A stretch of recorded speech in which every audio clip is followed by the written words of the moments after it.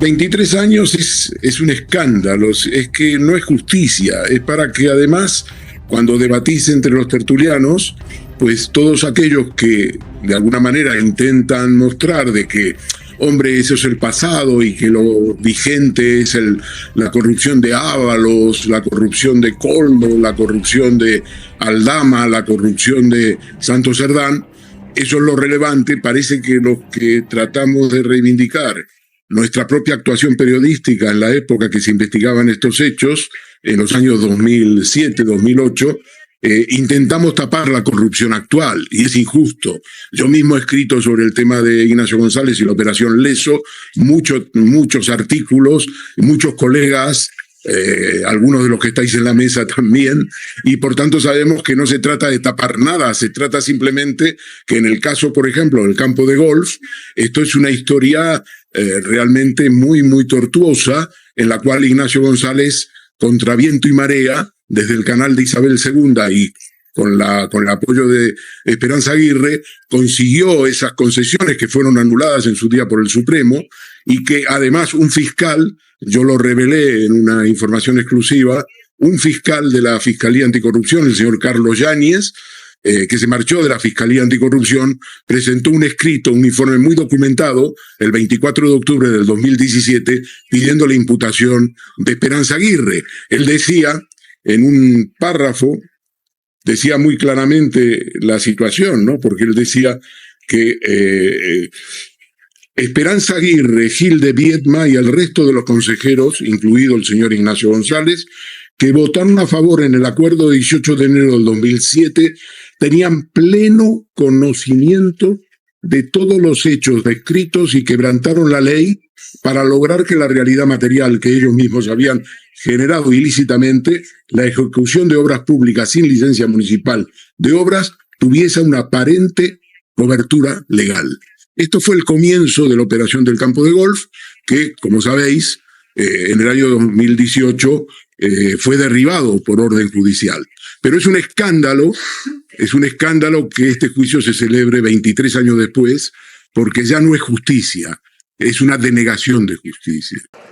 Boa tarde. Agradecemos esta iniciativa do BNG porque nos permite debatir dun tema relevante, aínda que non o parezca, como é o sistema de financiamento autonómico. Pero temos que decir, señor Rego, que non existe ningún estudo académico que avale que o sistema de cupo sexa beneficioso para o noso país, para Galicia. De feito, todos os existentes que simulan este escenario cun mínimo de rigor din que sería perxudicial para o noso país. E nós, como Sumar, estamos para defender os intereses de Galicia, non para empeorar o seu funcionamento. É un debate complexo, pero cunha liña básica se pode entender. Galicia ten unha menor capacidade de recaudación fiscal e unhas maiores necesidades de gasto, tal e como se reflicte na propia moción do BNG. Temos unha menor capacidade de recaudación porque o PIB por habitante de Galicia apenas chega ao 90% da media do Estado. E temos maiores necesidades de gasto porque a dispersión e o envellecemento, entre outros factores, encarecen ata o 10% o custe da prestación dos servicios públicos de Galicia. Este diferencial de case 20 puntos entre a menor capacidade para recaudar e a maior necesidade para gastar fan que o sistema do cupo sexa nefasto para Galicia. Ten razón o deputado Rego cando di que o sistema de financiamento autonómico está caducado en el ano 2014, cando gobernaba o Partido Popular con maioría absoluta nesta Cámara e tamén en moitas comunidades autónomas. Tiña a maioría para reformular o modelo e non o fixo. Agora ben, a pesar de que temos un sistema caducado e insusto, a realidade é que dende o ano 2018 os recursos xestionados por as comunidades autónomas do réximen común medraron de forma extraordinaria. En Galicia, o noso país, a Xunta dispón dun 46% máis de recursos que os que tiña no ano 2018. Para que se entenda mellor, pasamos de dispor de 7.000 millóns de euros no ano 2018 a 10.200 millóns de euros no 2025. Presidenta. Señores diputados y diputadas, por favor, un poco de silencio. Allí. Son 3.200 millóns de euros máis que cando mudou, dende que mudou o goberno de España.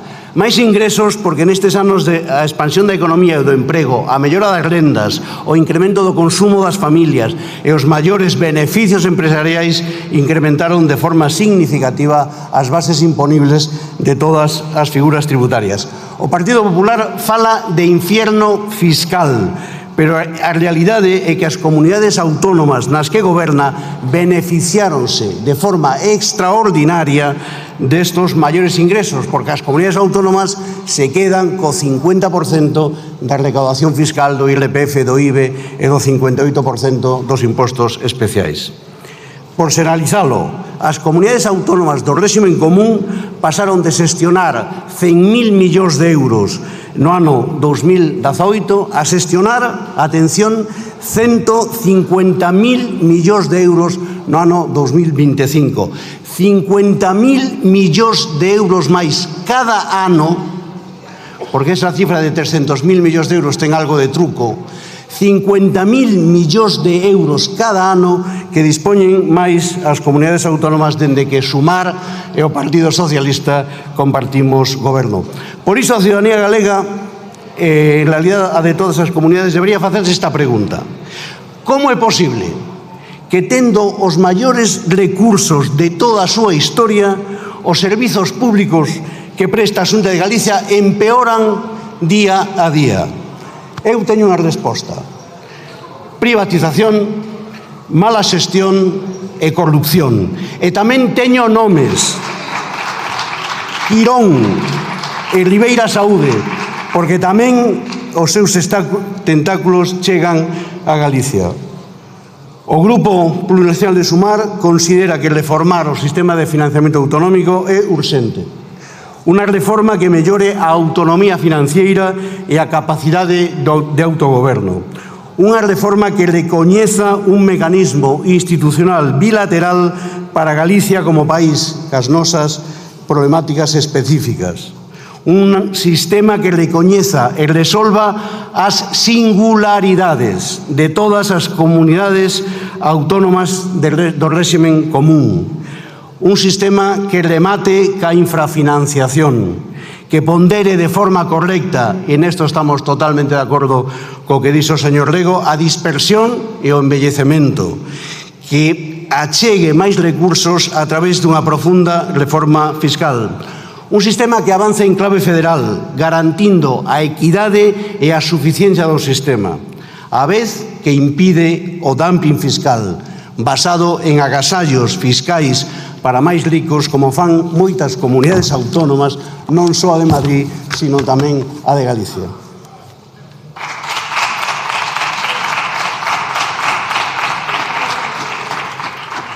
Muchas gracias, señor Lago. Por el Grupo Parlamentario Vox tiene la palabra el señor Sánchez García.